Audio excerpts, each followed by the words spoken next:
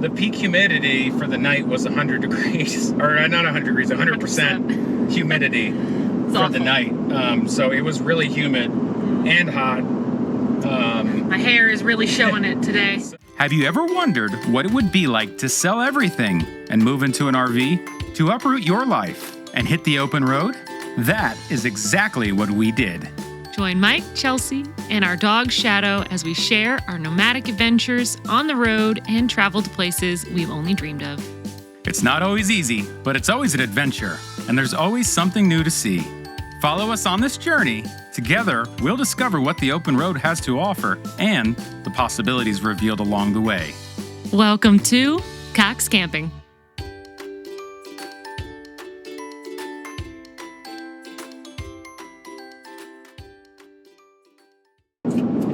Hey, good morning. Morning. So we are headed west through Louisiana right now. Leaving Alabama, we boondocked at Bass Pro Shop in Spanish Fort, Alabama. And that was fun because it was 80 degrees outside, so it was nice and hot. What do you think about that? It was not fun. Let's get this straight. We got inside RV and oh my, I think what, it was 85 inside when we first got in. It was muggy. Yeah. And I do not like the heat when it comes to being indoors. So that was fun. Well, it was the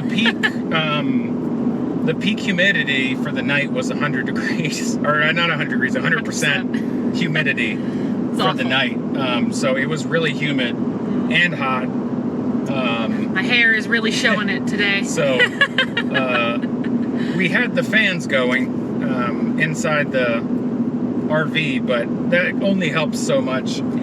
And it brought me back to my childhood when I didn't have air conditioning growing up in Florida. But at some point during the night, the inverter shut off for some reason. And so the fans that are plugged into the inverted outlets turned off. And then I woke up, I was like, man, it's super hot. I was like, wait, I don't hear the fan going. What's going on? And so that was fun. So we left at like, what, 5:30 in the morning? Yeah. Like, well, there's nothing better to do. Let's get in the truck in the air conditioning. Yeah. We're glampers. Yeah. We're glampers. We don't have a generator because, again, we don't do that very often. And last time we did the boondock in a parking lot, it was still during like the winter time. So it was nice and it was cool. It was perfect. No problems at all.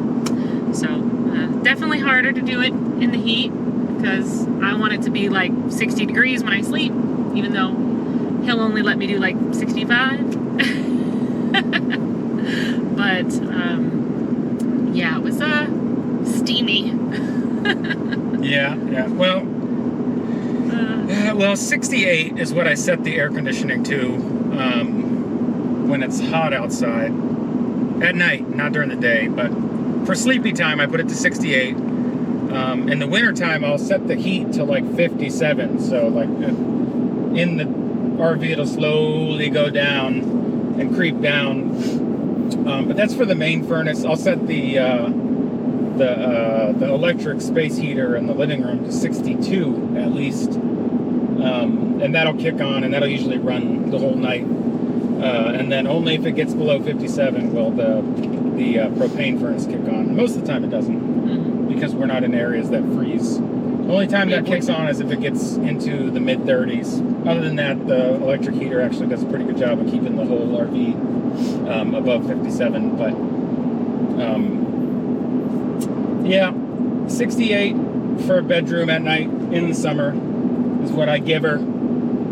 I'm freezing. It's not cold enough. Yeah, I'm freezing at 68. I have to sleep in long pants and a shirt, and I also have a heating pad that I sleep with as well. So I'm freezing at 68, but that's just because I'm a scrawny little old man. I don't get it. I don't know. Other ladies know what I'm talking about. They need it freezing. It's got to be cold. I can't with it.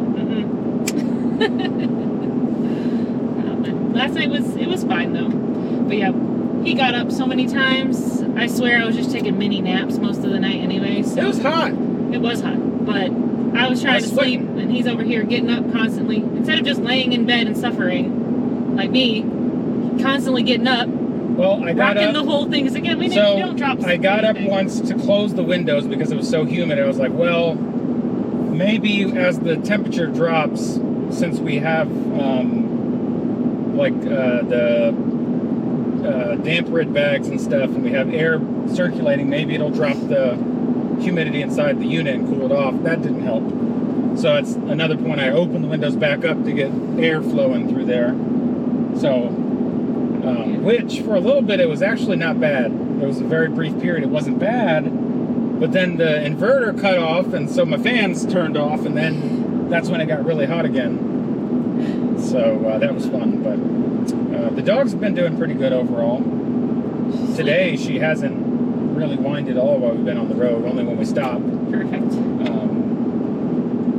Her little legs, she's old, and like if she runs down the stairs too fast, then her little back leg muscles start to give out on her when she's walking and stuff. So she's Speed old. check reported ahead on I-12 So West. standing in the car a lot, or in the truck, especially while we're towing and the constant movement, she had a little bit of trouble squatting this morning to go to the bathroom, but she kind of recovered from that after she napped in the car for a bit, and she was fine on the last 2 stops. But yeah, she's 14, so she ain't no spring chicken Anymore. Even though she still mentally still thinks she is. Cause she's got the mind of a puppy. She's got the energy of a young dog, but she's got the body of a 14-year-old. So she hasn't come to realize it. Yeah, she doesn't know what's going on. She's like, why can't I walk right now? Well, because you're old. You're an old lady. The old lady. And your muscles are deteriorating from being old. So that's what's going on with her. But other than that, she's been good. She's been doing good. Yes. Sleep now. She slept real good last night. She didn't even move when I got out of bed to open and close the windows. Perfect. She looked at me and that was it. But she didn't even get out of her bed. Oh, there's the popo. Found the popo. Yeah. It's other than that, first day was good. The drive's been good. Another short day today. I think what we're doing 6 hours-ish. Well, yeah, we're trying to drag it out only because we ended up leaving at 5:30 in the morning. Yeah. That we've been trying to drag out this day. We stopped twice now. Because we can only get to the RV park so early. Oh wait, we stopped 3 times, I guess technically now. Because we were like, oh, well, I might as well hit But we stopped Starbucks. twice. Oh, that's hit true. Starbucks. That's true. We did go to Starbucks this Starbucks morning. because there was a big parking lot there. So Yeah. we're like, well, there's Starbucks right there, and it's a big parking lot. You want to go get Starbucks? Yep. So we did go to Starbucks. We did. We got gas. Yeah, we stopped. We had to gas up. We got fueled up. Got Loves, good old Loves. Mm-hmm. And they had the RV gas pumps, so that was nice. Not a very well designed thing though. Well, I mean, you can tell it was an afterthought. Like it was designed after the fact.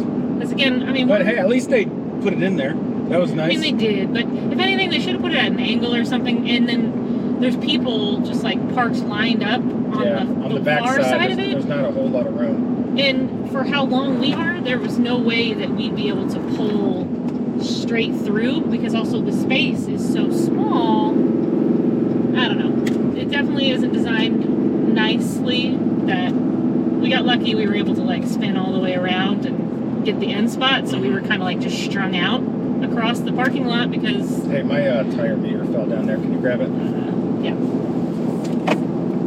Thanks. But we should have just gone through the truck section like we normally would, but we figured, oh, we'll give it a shot. Might as well. Yeah, it was a bad idea.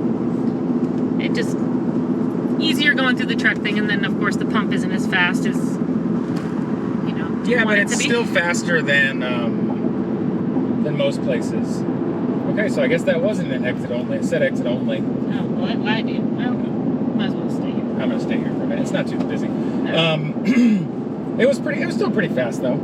The thing is, we have a 50-gallon tank, so it's pretty big. But yeah, most diesel pumps, just when we're fueling up and we're not hooked up and not fueling up at truck stops, most of them take forever to fill this guy up because it's 50 gallons. Mm-hmm. You know, a normal car, not a truck, but a normal car has a 10 to 15 gallon tank.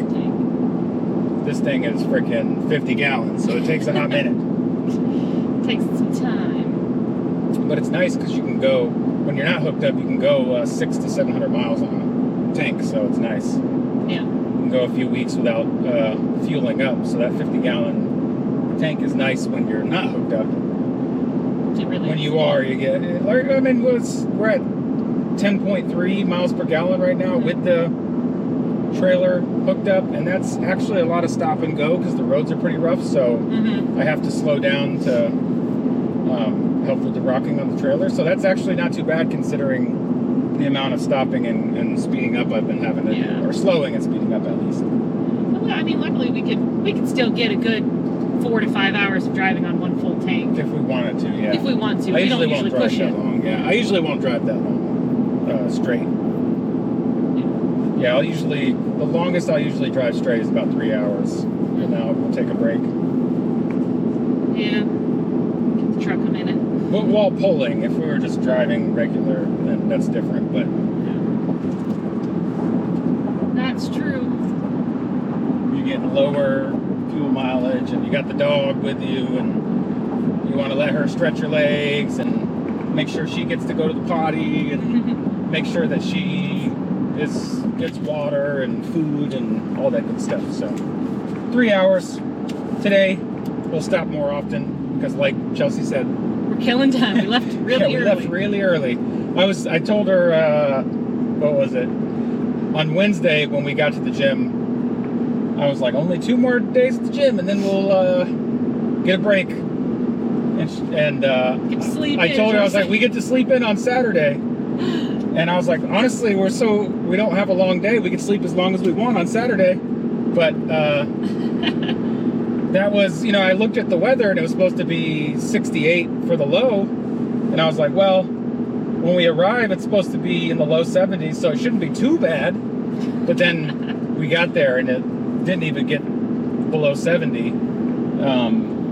And so the weather was a little bit off from what it originally forecasted. Yeah. So it was way too hot to try to sleep. It was. Yeah. But it's fine. And then I think our internal clocks are still on Florida time, On Eastern time, yeah. Technically, I guess it was 6 a.m. for us. We're still kind of got that. Yeah, Eastern time was 6 a.m. Our internal clocks are still But not. we're used to getting up at 5 a.m. Eastern time. So. Yeah. Which I actually was out of bed a little bit before 5 o'clock this morning. Mm-hmm. Yeah, we usually get up at 5 a.m. to go to the gym Eastern time. Which should be 4 a.m. Central time. So that's that. But yeah, we're headed to Louisiana. Well, we're in Louisiana. We're headed to Lake Charles. Lake Charles. Yeah, Lake Charles. We're meeting my in-laws, her parents proper, in Lake Charles. So we're gonna have dinner and then go to the casino. Yeah. And so that'll be nice to do. I've been wanting to go there for years now, and I just never have. Because if you have a Caesars, if you have any status with Caesars, you can get comped rooms and free play out at the Caesars Casino in Lake Charles, Louisiana. So finally getting to do it. Finally get to do it. And hey, I just want to say, I did not plan to go to this casino. It was probably the best stopping point for today, based off of our total itinerary, was in that area of Louisiana. And I was like, well, while in Rome, I've been wanting to go to this casino. We might as well go. Might as well. Might as well go. So I'm excited about that. That's true. My parents go. They've been multiple times, and they've always told us about it. Yeah. Never had a chance to go, so we were like, Well, I mean, you can't beat it because, first of all, to We're have on our way. any sort of status with Caesars, if you go to Vegas, you just get a Caesars card for free and you put it in a slot machine at Caesars. You spend any amount of money and you immediately are the first tier, and you can get comped rooms in Lake Charles. So you get free rooms in a really nice resort, and her mom has a little bit better status, so she gets free play. Well, her mom on her free play is already up. Like, yeah, 350 yeah, bucks I think or something. $350 just on her free play. So $50 in free play, and a couple spins, and she's already. yeah, if you go on a vacation, you get a comped status in a resort that has all the resort amenities. restaurants and stuff in there.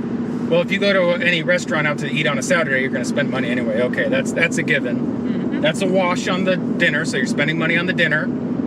You get a comp free play. Let's say it's $50 in house play. That doesn't go very far, but you get $50. Okay, well, you know, if you like to gamble, then obviously you'll spend a couple $100. So let's call it $200 of gambling money, $100 for dinner, and then whatever it takes in fuel, and you just had a staycation. Boom. Easy. You can't beat it. It's true. You can't. Now, obviously, the comped rooms are predatory towards people who have a tendency to gamble a lot. A lot. But that's not like us or her parents, to my knowledge. I don't think. I mean, I've gambled with her dad, and he's a pretty conservative gambler. So I don't think that he has a gambling addiction. No, they don't. They definitely enjoy doing it when they do, but Yeah. I mean, look, we're going here. We're gonna hit this casino. We're gonna gamble, and then we go on another cruise the following weekend to go. I mean, his biggest thing that he looks forward to is to hit the casino anyway. So. Well, yeah, because if you gamble on cruises, your money goes a really long way. It does. That's why we cruise a lot now. I mean, we have status, and we cruise for free most of the time because we spend money in the casino. So we don't pay on top of that. What we pay in the casino is what you would pay for a room anyway. So at least we're not paying double what we would pay to pay outright. So if you're on a cruise, and it's a $10 roulette buy-in, just roulette as an example, $10 roulette buy-in on a cruise. If you play that conservatively, you can play every roulette spin with $100 for hours. Now, you can't do that in Vegas or any big casino, but on a cruise you can, because they have $10 spins, and it's always $10 the whole cruise. It doesn't go up if it's busy, and for that you can play for hours. To me, I like to play craps. If it's a $10 minimum buy-in on craps, then I'm gonna have $200 to play with for the night. Once that $200's gone, then I'm done. That, even if I'm having a really bad night, I can play at least an hour on that. And it's like, okay, I spent $200 for an hour of play on a table, but I enjoy playing. I don't just enjoy winning. Yeah. I enjoy actually playing. So can't beat it. Yeah. If you cruise, just go to the casino. Put $100 in on something. Just gotta do it each night. Whatever. Just hop in, use your card, make sure you give them your card. You'll get status quickly. You'll get some free cruises. It'll be worth it. You know what's funny is, I did tell you this because I was telling your parents on the phone. Mm-hmm. So the money that I'm playing with at the casino today is leftover cash from my winnings from our cruise from 4 months ago, and it's the same wad of cash that I've just been slowly using for different things here and there. Mm-hmm. I know. I think I still have a couple $100 on me from the cruise in January also. Yeah. That I'm gonna use tonight. But that's funny. Yeah. I still have this is money. my winnings from, and I think I walked away with 800 and change in winnings from the last cruise, which for an avid gambler is not a lot of money. For me it is, because I don't invest a lot of money up front in gambling. So if I walk away with 800 in winnings or 700 in winnings, that's a lot for me, because I'm cheap. I'm cheap. But if I don't win, then that's that 200 and whatever I said it was, $241. Okay, it was fun. It was fun while it lasted. Yeah. That's all that matters. As long as you have fun. Yep. So that's what we're doing today, and I think that if the weather's nice, Chelsea will have her dad pick her up from the RV park today to go to the resort a little bit early so that she can go in the pool. Oh yeah. I don't care about getting in it. I just want to go lay by it. I gotta also get my pre-cruise tan on, and because I'm gonna fry to a crisp if I don't. Pre-tan? Pre-tanning. So what is it when you're tan and you continue to tan? Is that pro-tan? So Gonna because be it's now. like prebiotics and probiotics, pre-tan. Yes. We're gonna roll with that. Okay. Yeah, okay. And then if you are tan and you continue to tan, it's pro-tan. Oh. Looks like a big one. Does look like a big one. Kind of semi right up my Oh, butt. yeah. Oh, it's a big one. Well, Louisiana, they got some really bad roads. not the best roads. At least just where the bridges connect to the regular road, they definitely didn't make it graceful. It's like just huge divots and drops and Those are the things that our bedroom closet do not like nope. at all. Since our closet, if you guys watched our other videos, you know it's at the back of our unit. Yeah. And it's how our closet collapsed on the very first pole we ever did. It's like a fulcrum where it's like a seesaw where because of where the axles are for the trailer and how far back the trailer continues after the axles. It's like a seesaw. So if you're standing on the middle of the seesaw, you're good. There's like not really a whole lot of motion or anything. But if you're on one of the ends of the seesaw, then you're the person going up and down. And our bedroom closet is on the very back of the seesaw. Yep.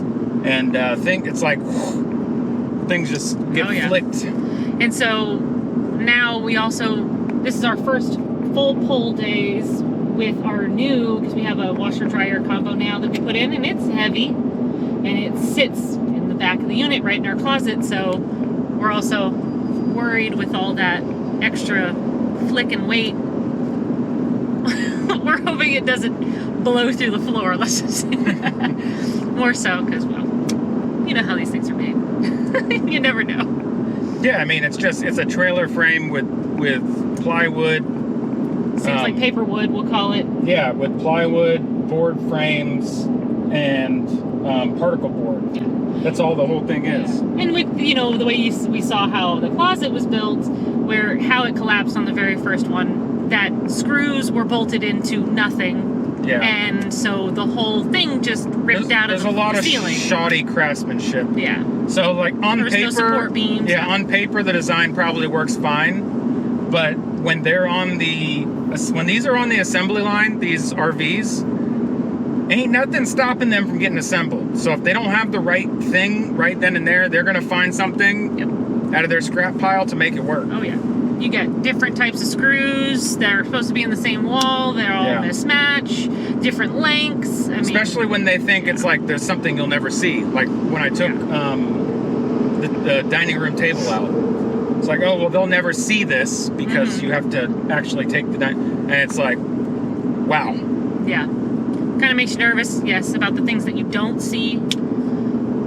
They use staples for a lot of things, but the staples are never long enough, so they don't actually pierce into the wall, so pieces pop out all the time. Yeah. It's like we're restapling stuff or whatever. Like even the bedroom door wasn't cut proper. Where it hinges on, it wasn't even cut all the way. Yeah.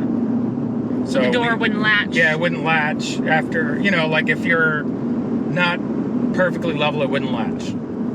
Which to a certain degree you expect that.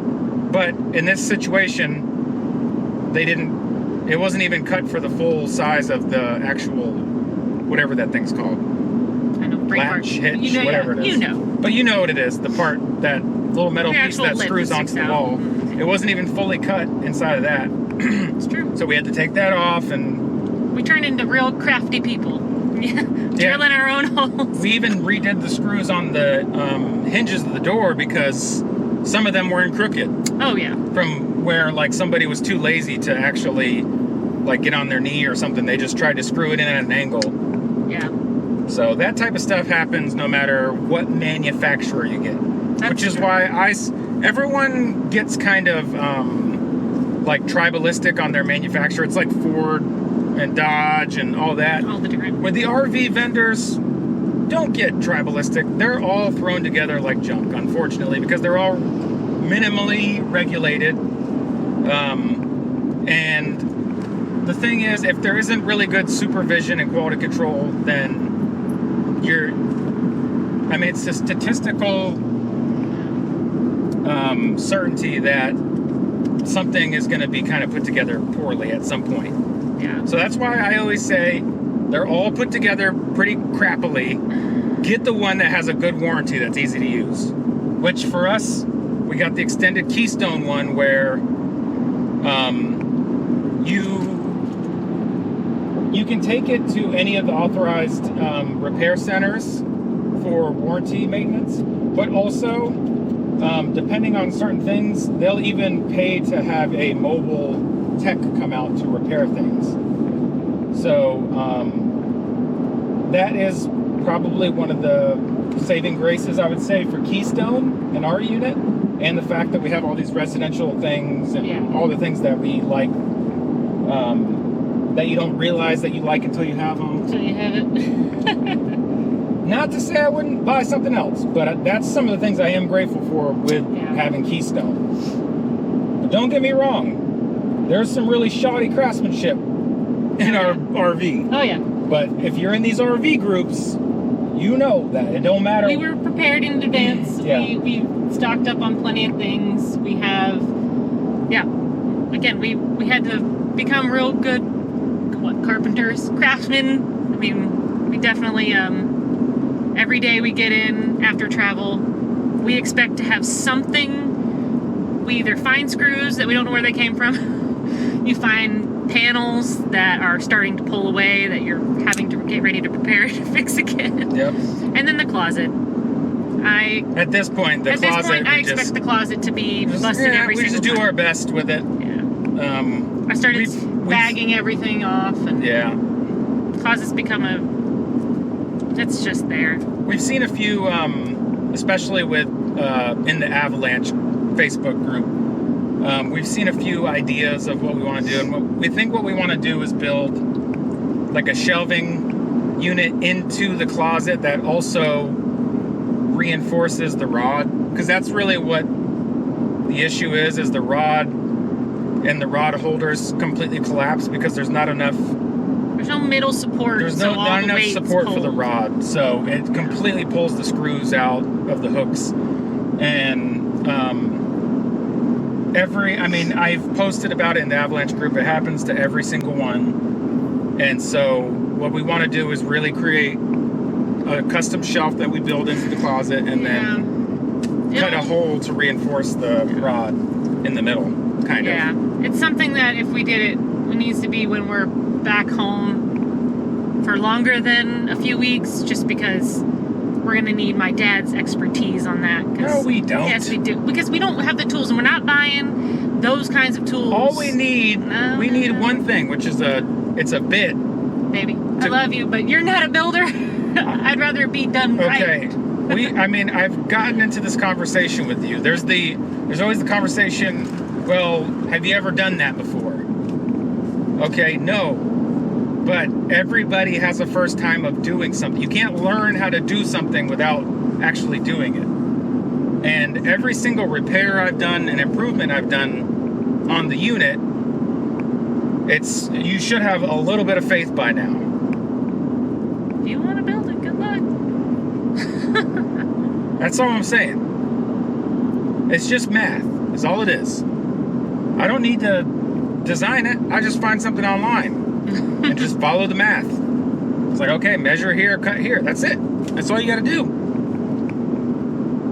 Okay. Go ahead. Okay. Be my guest. Good luck. It's a lot. Good luck? It's a lot of work. It's not. It's really not that bad. Ugh. Especially if you can find a prefab that will work for what you're trying to do.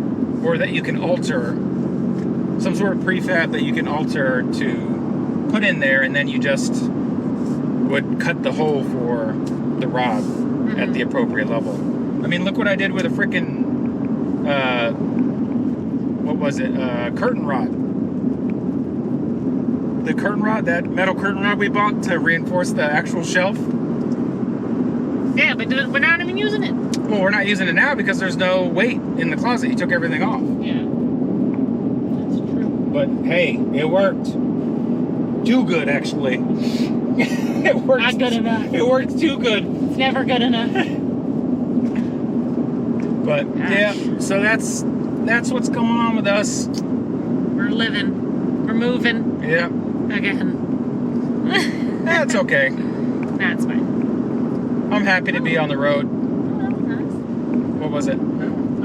can't tell what it is. I couldn't see. I was trying to look at the name. Looks like a dealership. It is a dealership. Oh, okay. I was trying to put the one at the front. I was like, it looked like kind of had the same kind of look and build as like the Brinkley's. Oh yeah, those but are nice. I couldn't tell if it was Brinkley or not. Those are nice. Uh-oh, we're gonna start talking about Brinkley's. No, I mean, no, not right, not today. Maybe another day. Let's stop this video. Yeah, we're not gonna. And then we'll do a new one for Brinkley's. All right, hey, thanks everyone for stopping by. Bye, guys. Look for the Brinkley's, film. Yeah. All right, bye, you guys.